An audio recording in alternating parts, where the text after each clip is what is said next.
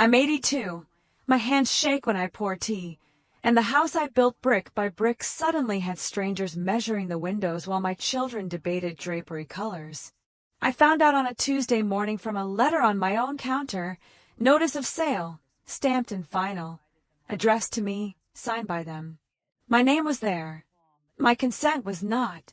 Outside, a realtor's car idled like a patient predator, engine humming, clipboard ready. This house has watched me bury a husband, raise 3 children, forgive 1,000 small cruelties. It still smells like pine cleaner and cinnamon at Christmas, still holds the echo of laughter that once mattered. And yet my children, who learned to walk on these floors, decided I was done here. Too old, too slow, too inconvenient. They said it was for my own good. They said Christmas would be easier elsewhere. I didn't cry. I made tea. I read the letter twice. Then I did something else, something quiet and deliberate. I picked up the phone and invited them all for Christmas dinner. One last holiday, I said. Just family, just tradition. And I didn't tell them what I knew. By the time they agreed to come, the house already felt like it was holding its breath. December settled into the rooms the way it always had, slow, familiar, pretending nothing was wrong. I decorated alone, not because I had to, but because I needed to remember how. The tree went up in the corner by the bay window, the same spot it had claimed for 40 years. One string of lights flickered, no matter how many times I replaced it. I left it that way. Some flaws earned their place. The living room still wore my life openly. The sofa cushions sagged where my husband used to nap after dinner. The side table carried a permanent ring from a mug he insisted wasn't leaking. Above the mantel hung the crooked family photo, 3 children, stiff smiles, matching sweaters I'd knitted myself. People say houses are just walls. They've never lived long enough in one to know better. I set the table with the good china. Not the everyday plates, not the practical ones my daughter once told me I should transition to. The real ones. Gold-rimmed, slightly chipped, honest. I polished the silver until my wrists ached, and when the ache came, I welcomed it. Pain meant I was still here. My children confirmed one by one. Daniel, the eldest, called first. His voice was warm in that rehearsed way, lawyer warm, always careful, always composed. He talked about traffic, about the weather, about how good it would be to see me. He didn't mention the house. He never did like messy conversations. As a boy, he used to hide behind doors when arguments started, peeking out only when he thought it was safe. Marion texted, "No greeting. Just, what time should we be there?" She has always preferred efficiency over affection. Even as a child, she corrected my grammar and reorganized my cupboards without asking. She means well, people say. She always means well, like a scalpel. Luke, my youngest, waited until the last minute. He called late at night, voice soft, almost apologetic. He asked if I needed anything. I almost laughed. Luke was the one who used to sit on the stairs and listen when I cried, the one who swore he'd never put me in a home. He sounded tired now. Guilt does that to people. The house noticed the difference, too. Floorboards creaked louder at night. The radiator knocked like a nervous heart. Even the air felt crowded, as if memories were stacking themselves in corners, preparing to be witnesses. I cooked the way I always had, by instinct, not recipe. Turkey brined overnight, stuffing heavy with sage. Cranberry sauce simmered until it stained the spoon red. The smells filled every room, clung to the curtains, soaked into the walls. This was my language. If they had forgotten it, that was not my fault. Outside, snow threatened but never fell. The sky stayed gray, undecided, the kind of sky that makes you wait. And I waited, knowing they would walk through my door smiling, carrying wine and excuses, believing they were doing something kind. Believing this was still their house to return to. They didn't know the house was listening. And they didn't know I was done being quiet. They arrived laughing, carrying gifts and guilt in equal measure, and for a moment I almost wondered if I had imagined the betrayal. Daniel was first, of course. He always is. He rang the bell even though he has his own key, like a man visiting a museum instead of the place he once called home. His coat was expensive, tailored too neatly for comfort, and he held a bottle of wine by the neck like an offering. When I opened the door, he smiled wide and practiced. "Mom," he said, bending slightly to kiss my cheek, already glancing past me into the hallway. Assessing. Measuring. He smelled like cologne and cold air. "You look good." People always say that when they're surprised you're still standing. Marian followed closely behind him, heels clicking with authority on my front steps. She didn't hug me at first. She scanned the living room, the ceiling corners, the tree. Her eyes paused, just for a second, on the antique clock near the stairs. The one her appraiser friend had once asked about. "You kept everything," she said, not unkindly. Not warmly either. "I live here," I replied. She smiled tightly, as if that were a temporary condition. Luke arrived last, parking crookedly the way he always has. He stood outside for a moment before knocking, hands in his pockets, staring at the house like it might speak to him. When I opened the door, his face crumpled into relief. "Hi, Mom," he said softly, pulling me into a hug that lingered too long. His arms trembled. He noticed. He always notices. The house filled quickly with noise. Coats dropped over chairs. Footsteps where shoes weren't supposed to go. Laughter bouncing off walls that remembered quieter voices. My grandchildren followed them in, taller than I expected, distracted by phones and ornaments and the dog-eared photo albums on the shelf. "This place smells exactly the same," Daniel said, as if surprised time hadn't obeyed him. "That's because some things don't need upgrading," I said. Dinner simmered while they settled in. Marian rearranged the appetizers without asking. Daniel poured the wine, choosing glasses he'd once criticized as impractical. Luke hovered near the kitchen doorway, offering help I didn't need, avoiding my eyes. I watched them the way you watch actors perform a play you already know the ending to. They talked about their lives, work promotions, school schedules, travel plans for after New Year's. They spoke loudly, confidently, like people who believe the world bent toward them naturally. Not once did they mention my plans. Not once did they ask what I wanted. At the table, Daniel took his father's old seat. Marian corrected her daughter's posture the way she used to correct mine. Luke sat closest to me, his knee bouncing beneath the table like a nervous towel. The china gleamed under the lights. The turkey was carved perfectly. Compliments flowed. "This is incredible, Mom. You outdid yourself. We should do this more often." I smiled. I passed plates. I watched their hands move over my table, my silverware, my life. And then there it was. Daniel cleared his throat. Not dramatically. Casually. Like a man introducing dessert. "So," he said, folding his napkin, "we've been meaning to talk to you about something." Marian nodded immediately, as if she'd been waiting for permission to speak. "It's nothing bad," she added quickly.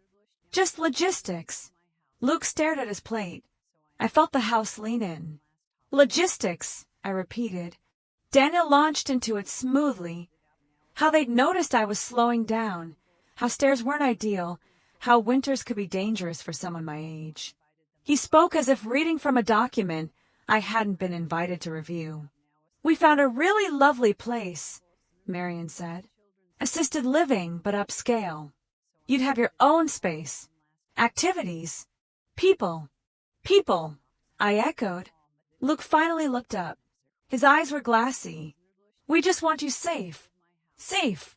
That word. The one people use when they mean out of the way. I set my fork down carefully. The silver made a small sound against the plate. No one spoke. "You sold my house," I said. The silence that followed was not empty. It was crowded, with panic, calculation, regret. Daniel blinked. Marian inhaled sharply. Luke closed his eyes. "Well," Marian said slowly, technically. Before Christmas, I continued, my voice steady. Before telling me, Daniel reached for his wine, missed the glass slightly. We had power of attorney, Mom. The house seemed to shudder at that. You decided, I said, that my memories were real estate. Luke whispered my name, like a prayer he hoped would undo everything. I looked at all of them then, really looked. Not my children as I remembered them, but the adults they had become. Confident, comfortable, certain they were right. I smiled. Finish your dinner, I said gently. We still have traditions to keep. They relaxed, just a little, mistaking calm for surrender. They didn't know yet. Christmas wasn't over. Not by a long shot. After dinner, when they assumed the hardest part was over, I led them deeper into the house, and into the parts of the story they had tried to erase. I stood slowly, letting the chair scrape the floor just enough to command attention. Age teaches you pacing. Silence, when used correctly, is louder than shouting. Presents, I said. Marian glanced at Daniel, surprised. Luke frowned. They had assumed, quietly, conveniently, that I wouldn't bother, that I'd be tired, that I'd downsize the holiday the way they had downsized my life. The living room lights were dimmed, tree lights glowing warm and gold. The ornaments hung exactly where they always had. The ceramic angel Daniel broke when he was 8, glued carefully back together, the glittery snowflake Marianne made in school and insisted be front and center every year, the dented red bell Luke used to ring until it drove his father mad. They noticed. I saw it in their faces. The grandchildren sprawled onto the rug, tearing into wrapping paper, laughter filling the room. For a moment, it almost felt normal, almost dangerous to believe in. Then I handed out the envelopes. Simple, cream-colored, names written in my careful, slanted handwriting. What's this?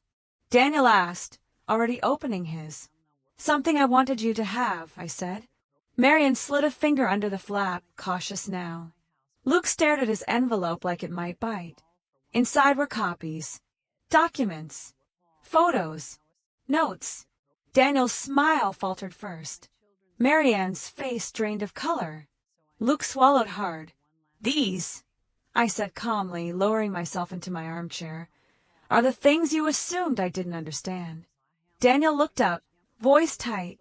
Mom, let me finish. I had learned that lesson late, but well. I knew about the power of attorney, I continued. I knew when it was activated. I knew when you met with a realtor. I knew when you agreed on a price that was 15% below market because you wanted a fast close before the holidays. Marianne's mouth opened, closed. Luke whispered you knew. I also knew, I said, that you planned to move me out in January, after the decorations came down, after the house stopped being useful to you. The fire crackled. The clock ticked. The house kept time. Daniel stood up, pacing. We were trying to help you. Help, I said, tasting the word, is something you do with someone, not to them. Marian straightened her back. You don't see the risks, the stairs, the isolation. What if something happened? I gestured around the room. Something did happen. You decided I was finished. Luke rubbed his hands together, eyes shining. Mom, we didn't think you'd want to deal with all this. That, I said softly, was your mistake. I reached beside my chair and lifted a thick folder onto my lap. Its weight surprised even me. I made arrangements, I said, years ago, when your father passed, when I realized love doesn't always protect you from your own children. Daniel stopped pacing. Marianne leaned forward despite herself. The house, I continued, is no longer yours to sell. Daniel laughed once, sharp and disbelieving. That's not possible. The papers. I amended my trust, I said, last spring, before any of this. The house is protected. It cannot be sold without my explicit, present consent. Luke exhaled shakily, relief and shame colliding. Marianne's voice rose. Then why did the sale go through? I smiled then, not kindly. It didn't. The word landed heavy. What you signed, I said, was an agreement contingent on my approval. Approval I never gave. Daniel sank back into his chair. The grandchildren looked up, confused now, sensing the shift. I invited you here, I said, because Christmas has always been about truth in this house. Even when it's uncomfortable. The room felt smaller, warmer, closer. And tomorrow, I added, we're all going to talk about what happens next. Luke looked at me, tears finally spilling. Are you going to forgive us? I looked at the tree, at the flickering light I'd left broken on purpose. I didn't invite you here for forgiveness, I said quietly. I let the silence do the rest. This is a reckoning. And the house, my house, stood exactly where it had always been, listening as my children finally realized Christmas wasn't something they controlled anymore. Christmas morning arrived heavy and slow, and for the first time in my life, I did not rush to make it gentle for them. The house woke before anyone else did. It always has. The pipes whispered. The clock cleared its throat. Somewhere upstairs, a floorboard complained under a half-asleep foot. I sat at the kitchen table with my hands wrapped around a mug of tea that had already gone cold, watching pale winter light creep across the counters like it was testing the room. No car had pulled away in the night. That surprised me. I half expected Daniel to leave, to retreat to a hotel where control came with room service. Marianne, too. I thought she might choose dignity over discomfort. But they stayed. All of them. Sleeping under the roof they had already tried to sell. That mattered. Luke came down first. He moved quietly, like he was afraid of waking the walls. "Morning, Mom," he said, voice raw. "Morning," I replied. He sat across from me, rubbing his eyes, staring into his hands. "I didn't sleep." "I know." He looked up then, really looked like he was searching for something he'd misplaced years ago. "I should have stopped it." "Yes," I said. "Not cruelly. Not gently. Just honestly." He nodded, absorbing it like a bruise you press to understand its shape. The others followed soon after. Daniel came down stiff-backed, already dressed, already armored. Marian followed, hair perfect, lips thin, posture defensive. They took seats like defendants awaiting a verdict. No one mentioned breakfast. "I'm not moving out," I said into the quiet. "Not in January. Not ever, unless I choose to." Daniel opened his mouth, closed it again. Marian sighed. "Mother." "No," I said, cutting her off. "I raise my children. I'm not raising excuses." The word mother had always been her shield. Today it didn't fit. "I'm capable," I continued. "I manage my affairs. I cook my meals. I know when my children are lying to me." Daniel leaned forward. "We were trying to protect you from making a mistake." I met his eyes. "You were protecting yourselves from discomfort." That landed harder. The grandchildren hovered on the stairs, pretending not to listen.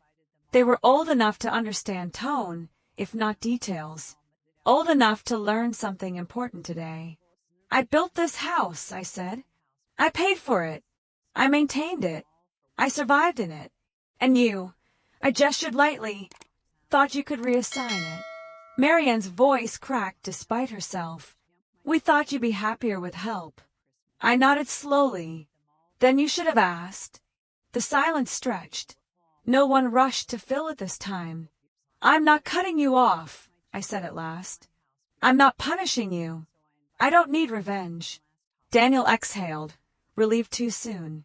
"But," I added, "things change." I slid another set of envelopes across the table. Smaller this time. Thinner. "These outline boundaries," I said. "Access. Decisions. Transparency." Marian frowned, scanning the pages. Daniel's jaw tightened. Luke read his carefully, then nodded. "That's fair." Daniel bristled. "This feels extreme." So did selling my house without telling me. That ended that. I will live here, I continued. With support I choose, not control you impose. If you want to be part of my life, you will respect that. I stood then, slowly, deliberately. Age doesn't stop authority when you know where to stand. And one more thing, I said, turning back to them. Christmas isn't canceled. We will open gifts. We will eat together. Because running away from consequences is how this started. The tree lights flickered. For the first time since the letter on the counter, I felt something settle in my chest. Not peace. Not yet. But ground. And beneath us, the house held firm, no longer waiting, no longer bracing. Just standing. By midday, the house had heard apologies before, but never ones that came without conditions. We gathered again in the living room, not because I asked, but because no one quite knew where else to go. The television stayed dark. The fireplace burned low and steady. Outside, the gray sky finally made up its mind and began to snow, not the cheerful kind from postcards, but the slow, quiet kind that erases footprints as soon as they're made. The grandchildren sat on the floor, unusually still. They sensed the gravity now. Children always do. They don't need explanations. They read the air. Daniel broke first. I didn't think you'd notice, he said, staring at the floor. Not because you're incapable, he stopped himself. Swallowed. Because you trust us. I nodded once. I did. Marian crossed her arms, then uncrossed them like she couldn't find a position that felt right. I told myself it was practical, that emotions were getting in the way of what needed to be done. And what needed to be done, I asked, was removing me. Her eyes filled despite her effort. I was scared. That surprised me. Marian rarely admits fear. She prefers competence. Control. Of what? I asked. Of watching you decline, she said quietly. Of making the wrong call and living with it. Luke spoke without lifting his head. So you made the wrong call early. No one argued. I let the moment sit. I've learned that discomfort does important work when you don't rush to rescue people from it. This house, I said at last, has held every version of me. The strong one, the grieving one, the tired one. It has room for who I am now. Daniel rubbed his temples. What do you want from us? The question was honest. Finally, I want you to stop deciding my ending, I said, and start asking me how I want to live. The fire popped softly. I want Sunday visits that aren't inspections. Help that isn't leverage. Concern that doesn't come with paperwork attached. Marian nodded slowly, like someone revising a long-held belief. And if something changes, then we talk, I said. Together. Out loud. Luke looked up at me then, eyes red. I'm sorry, Mom. I should have stood up sooner. I reached for his hand. Squeezed it once. You're standing now. We opened gifts after that. Not because it felt festive, but because it felt necessary. Repair work often looks ordinary from the outside. Daniel gave me a scarf. Soft. Blue. He watched my face as I touched it, waiting for judgment like a child again. Marian gave me a photo album, organized, labeled, careful. Luke gave me nothing store-bought. Just a letter. Handwritten. Messy. Honest. I kept that one. Later, while the others helped clear dishes, I watched my grandchildren explore the house with new eyes. One traced the grooves in the banister. Another asked about the photos on the stairs. The house was introducing itself, the way it always does, to those willing to listen. Daniel stood beside me at the window. You really weren't going to tell us you knew, were you? I smiled faintly. I wanted to see who you'd be when you thought I was powerless. He nodded. And I saw enough. Outside, the snow covered the driveway completely. No one was leaving yet. And for the first time, that wasn't because I needed them to stay. It was because they understood they should. When I finally stepped outside, the cold didn't feel like punishment. It felt like confirmation. The snow had taken its time, the way wise things do. By late afternoon it lay thick and unbroken across the yard, smoothing over the cracks in the walkway, softening the sharp edges of winter. The house stood behind me, solid and patient, its windows glowing faintly like watchful eyes. I pulled my coat tighter, not because I was weak, but because the wind asked me to listen. I hadn't told anyone I was going out. I didn't need permission. The back door opened with its familiar sigh, and the air met me clean and honest. Snow crunched beneath my boots, a sound I've known longer than I've known most people. The oak tree at the edge of the yard bowed slightly under the weight, the same tree my husband planted the year Daniel was born. I rested my hand against its trunk, feeling the cold seep through my glove, grounding me. Behind me, the door creaked. Footsteps followed, careful, hesitant. "Mom!" Luke called softly. I didn't turn. "You can come," I said. "Just don't rush me." He came to stand beside me, hands shoved deep into his pockets. We watched our breath rise and disappear, two ghosts speaking without words. "I forgot how quiet it gets back here," he said. "You didn't forget," I replied. "You replaced it." He nodded, accepting the truth without argument. That was new. The yard stretched out like a memory laid bare. The spot where the swing used to hang, gone now but not forgotten. The patch near the fence where Marian planted bulbs once and cried when only half came up. The corner Daniel insisted would be perfect for a shed he never built. Every inch held a decision. Every decision had a name attached to it. More footsteps joined us. Daniel and Marian emerged, bundled against the cold, their faces uncertain. They looked smaller outside, less in control. "The sky does that to people. I wanted you to see it," I said, finally turning to face them. "Before anything else is decided." Daniel squinted at the yard, then at the house. "See what?" "That it's not just a structure," I said. "It's a record." Snowflakes brushed my cheeks, melting instantly. I didn't wipe them away. "I know where every crack came from," I continued. "I know which window whistles in the wind, and which door sticks when it's angry. I know where your father stood when he told me he was afraid, and where I stood when I promised him we'd be all right." Marian hugged herself, shivering. "We didn't mean to erase that." "But you would have," I said, "if I hadn't stopped you." She looked down, tears finally spilling without ceremony. The snow didn't judge them. It simply kept falling. "I'm not asking you to live here," I said. "I'm asking you to understand why I do." Daniel exhaled slowly. "I thought independence meant isolation." "Independence," I said, "means choosing who stands beside you." Luke stepped closer. "Then choose us," he said. "Not demanding. Hoping." I studied them, really studied them, standing there in the open, with nowhere to hide their intentions. The cold has a way of stripping people down to what's real. "I am," I said, "but on my terms." A silence settled that felt earned. Somewhere down the street, a car passed, tires whispering over snow. The world kept going. It always does. We stood there longer than necessary, until the cold worked its way into our bones and the light began to fade. When we finally turned back toward the house, I went first. Not because I had to lead, but because it was mine to enter. Inside, warmth met us without fuss. The house didn't creak in complaint. It accepted us as we were.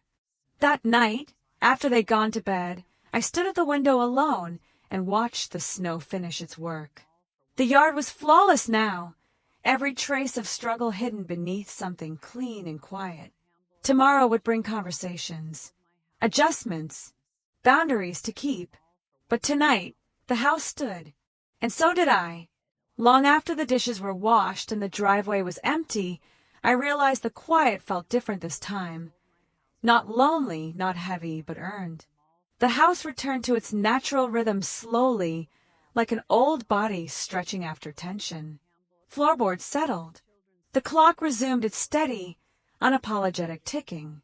I moved through the rooms without needing to brace myself, without wondering who was watching or what would be decided for me while my back was turned. I slept deeply that night, not because I was exhausted, but because I was no longer on guard. In the days that followed, small things began to change. Daniel called, not to advise, not to manage, but to ask how my morning had been. Marian sent a message before visiting, waiting for an answer instead of assuming one. Luke stopped by with groceries and stayed just long enough to be helpful, not long enough to hover. Respect arrived quietly, the way it always should have. The house noticed. Sunlight reached places it hadn't in a while. The kitchen felt lighter. Even the staircase seemed less steep, not because my legs were stronger, but because my footing was mine again. People like to say aging is about letting go. They're wrong. Aging is about deciding what not to surrender. I didn't keep this house because I'm stubborn. I kept it because it remembers me when the world tries to forget who I was before I became elderly, before my life was reduced to safety plans and signatures. This house remembers the woman who danced barefoot in the kitchen, the woman who argued, who failed, who endured, the woman who raised children and survived the day they thought they no longer needed her consent. My children learned something that Christmas, something no document could have taught them. That love without respect becomes theft. And that silence is not the same as agreement. I didn't win by holding on. I won by standing up. And if you're watching this and thinking about your own parents, your grandparents, or even your future self, remember this. No one ages out of dignity. No one becomes furniture. No one's life turns into a convenience just because time has passed. Now I want to hear from you. Comment the time and the country you're watching from, whether it's early morning or late at night, near or far. Tell me if the story stirred something in you. And if you believe stories like this deserve to be heard, stories about family, boundaries, and quiet strength, stay here. There are more truths waiting to be told.